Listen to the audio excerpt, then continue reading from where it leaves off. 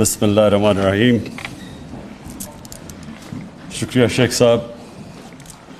میں آیا تو آج ای پاسپورٹ کی انوگریشن پہ تھا، لیکن بڑی اور بھی آپ نے باتیں کر دی. میں سب سے پہلے ٹیکنالوجی کی بات کرنا چاہتا ہوں.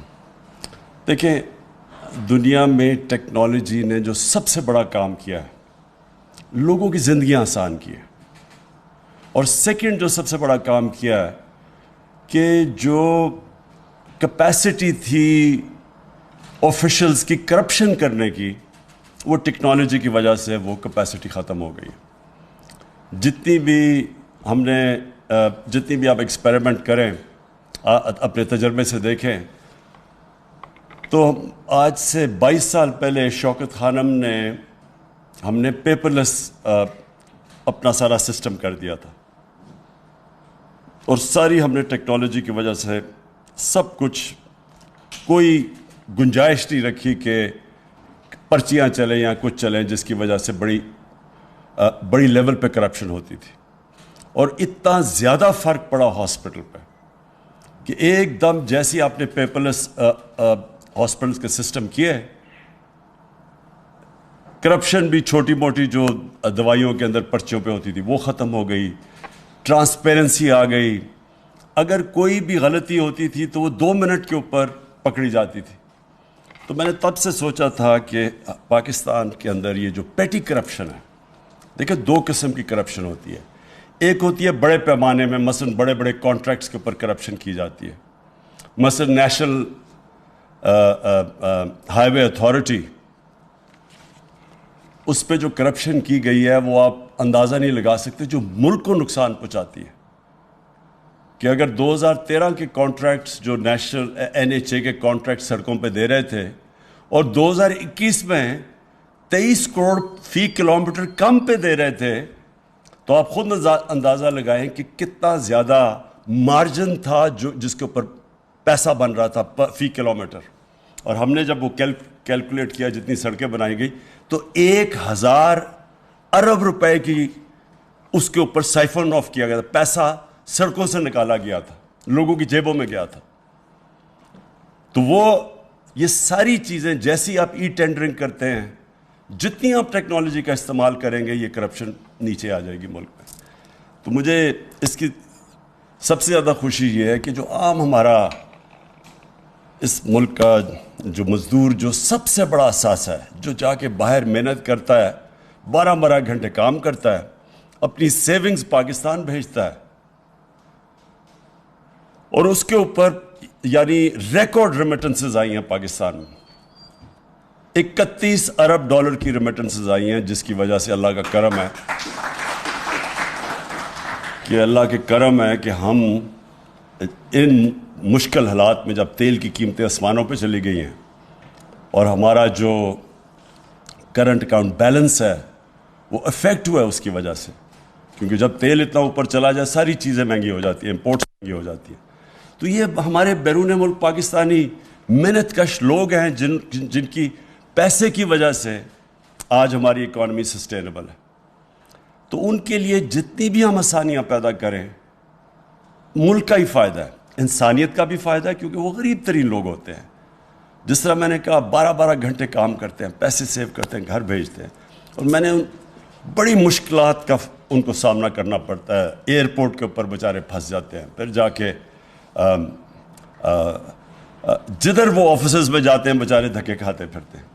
تو یہ جو شیخ صاحب، انٹیریئر منسٹری کو میں آج خراج تحسین پیش کرتا ہوں، اور نادرا کو بھی، کہ آپ نے یہ مل کے یہ جو ای پاسپورٹ بنایا، اور یعنی آپ نے اپڈیٹ کر دیا ہے پاکستان کی بھی، یہ جو سسٹمز ماڈرن کر دیے کہ اب کوئی کیوز نہیں کرنے پڑیں گے. جس کے پاس ای پاسپورٹ ہوگا وہ سیدھا گیٹ سے نکل جائے گا بیچ میں. تو یہ جو ایئرپورٹس کے اندر مسئلے آتے ہیں، اور خاص طور پہ عام لوگوں کو، وہ بھی چلے جائیں گے. سیکیور بھی ہے، جس طرح آپ نے کہا کہ اس میں سیکیورٹی چیکس ہیں، پاسپورٹ سیکیور بھی ہو جائے گا. اور یہ جو مجھے اس سے بھی زیادہ خوشی یہ ہے کہ ٹورزم میں یہ بڑا فائدہ پہنچائے گا. دیکھیں، پاکستان کا جو فیوچر ہے نا، اس پہ ٹورزم بہت بڑا رول پلے کرے گی. ہمارا اس وقت مسئلہ ہے کہ جیسے جیسے ہماری ایکسپورٹس اوپر جا رہی ہیں لیکن ابھی بھی ہماری امپورٹس اس سے بہت زیادہ ہے. تو وہ جو گیپ ہے، ٹریڈ گیپ جسے کہتے ہیں، وہ ہمیں جب تک ہماری ایکسپورٹس کی کیپیسٹی بڑھتی نہیں جاتی کہ ہم ایکسپورٹس اپنی امپورٹ سے آگے لے جائیں، تب تک یہ جو گیپ فل ہو سکتا ہے. ایک تو ریمیٹنسز سے اوورسیز پاکستانی کرتے ہیں، دوسرا ٹورزم. پاکستان ایک وہ ملک ہے جس کو اللہ نے اس طرح کی ویرائٹی دی ہے کہ ہم ہر قسم کی ٹورزم اٹریکٹ کر سکتے ہیں، لیکن ہم نے کبھی توجہ نہیں دی ٹورزم کے اوپر، اور ٹورسٹ کے لیے آسانیاں نہیں پیدا کی. ہم نے ریزورٹس کے اوپر کبھی سوچا نہیں. ہم نے ٹورزم کو ابھی انڈسٹری بنایا ہے، اس کو پہلے انڈسٹری بنانا چاہیے تھا، اور انسینٹیوائز کرنا چاہیے تھا کہ باہر سے آئے لوگ انویسٹ کریں ریزورٹس کے اوپر. اصل میں ٹورزم صرف ایک ٹورسٹ آ جاتا ہے ملک میں، اس سے فائدہ نہیں ہوتا. ٹورسٹ ملک کے اندر آ کے جب پیسہ خرچ کرتا ہے تو ملک کو فائدہ ہوتا ہے. اس کے لیے ریزورٹس چاہیے، اس کے لیے ہم نے کبھی ان کو انسینٹیوائز نہیں کیا. ہم نے بہت بڑی ایک کام کیا ہے کہ ہم نے اسکردو کو انٹرنیشنل ایئرپورٹ بنا دیا.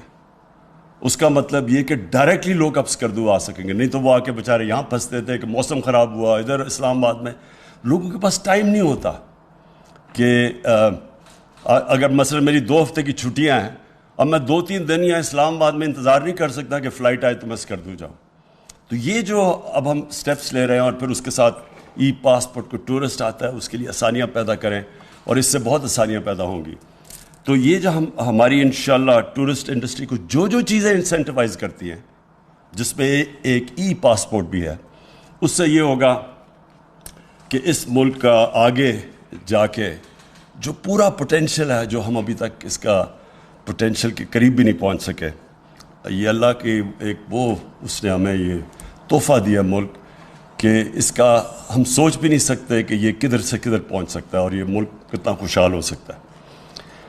آخر میں شیخ صاحب آپ نے بات کی یہ جو پولیٹیکل کرائسس ہے، دیکھیں یہ پولیٹیکل کرائسس تو ملکوں میں آتے رہتے ہیں، کوئی نئی چیز نہیں ہے. پارلیمنٹری ڈیموکریسی کے اندر کرائسس آتا رہتا ہے. کبھی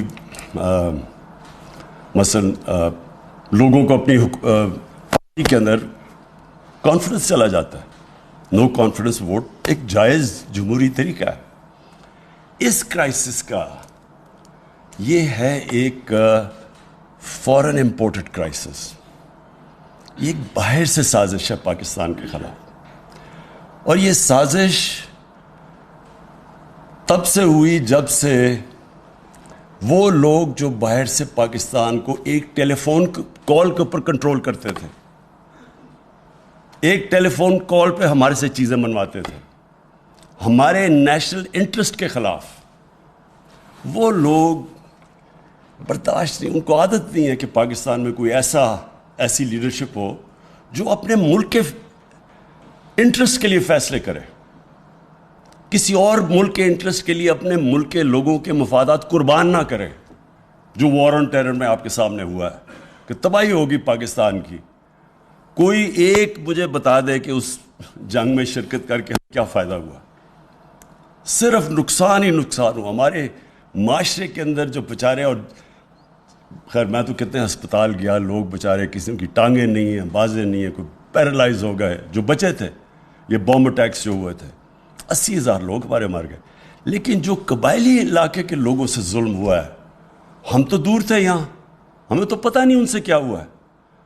جہاں ڈرون اٹیکس، وہاں جو تباہی مچی، وہاں 35 لاکھ لوگوں نے نقل مکانی کی. زکوٰۃ دینے والے اوور نائٹ زکوٰۃ دینے والے بن گئے.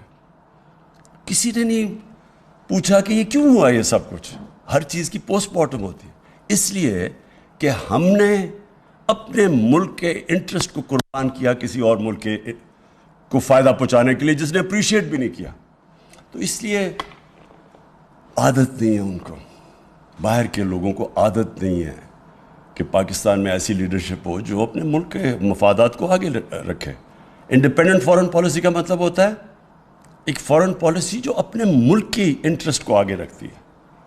تو یہ جو سازش ہے، یہ انشاءاللہ میں نے مینشن کیا کہ میرے پاس ڈاکیومنٹ ہے، وہ آج ڈاکیومنٹ میں سینئر جرنلسٹ کو اب دکھاؤں گا۔ لوگ سمجھتے ہیں نا جی کہ کوئی ڈرامہ ہو رہا ہے، یہ ڈرامہ نہیں ہو رہا، ہم صرف یہ دیکھ رہے تھے کہ ہم اپنے ملک کے انٹرسٹ کو پروٹیکٹ کرنا چاہتے ہیں، اس لیے ہم وہ پوری طرح لوگوں کو بتا نہیں سکتے کہ وہ کن ممالک یا کن یعنی کون سے لوگ تھے باہر جنہوں نے یہ ہمیں یہ جو دھمکی دی ہے۔ لیکن کیونکہ اس کو شک کیا جا رہا ہے کہ شاید عمران خان کوئی اس طرح اپنی حکومت بچانے کے لیے اس طرح کر رہا ہے، اس لیے میں نے آج فیصلہ کیا میں ٹاپ پاکستان کے صحافیوں کے ساتھ وہ شیئر کروں گا۔ میں یہ جو لوگ انجانے میں اس سازش کا حصہ ہیں، ان کو نہیں پتا کہ وہ کتنی بڑی سازش کا حصہ ہے، ان میں سے جو ہماری ایلائڈ پارٹیز ہیں ان میں سے ایک ایک کو بلواؤں گا، ایک آدمی نمائندے کو بلواؤں گا، ان سے شیئر کروں گا، بتاؤں گا کہ یہ ڈاکیومنٹ ریل ہے۔ اور میں یہ جو کہہ رہا ہوں نا لوگوں کو کہ بہت بڑی سازش ہے، یہ جتنی میں کہہ رہا ہوں اس سے زیادہ سازش ہے، اور وہ ڈاکیومنٹ کے اندر واضح ہے۔ تو شیخ صاحب آج میں ان سب کو دکھاؤں گا تاکہ لوگوں نے جو فیصلہ کرنا کرے، لیکن کم از کم فیصلہ کرتے وقت یہ سوچ لیں کہ جو بھی آپ فیصلہ کریں گے کہیں آپ ایک بہت بڑی انٹرنیشنل سازش جو پاکستان کے خلاف ہو رہی ہے اس کا حصہ نہ بن جائیں۔ شکریہ۔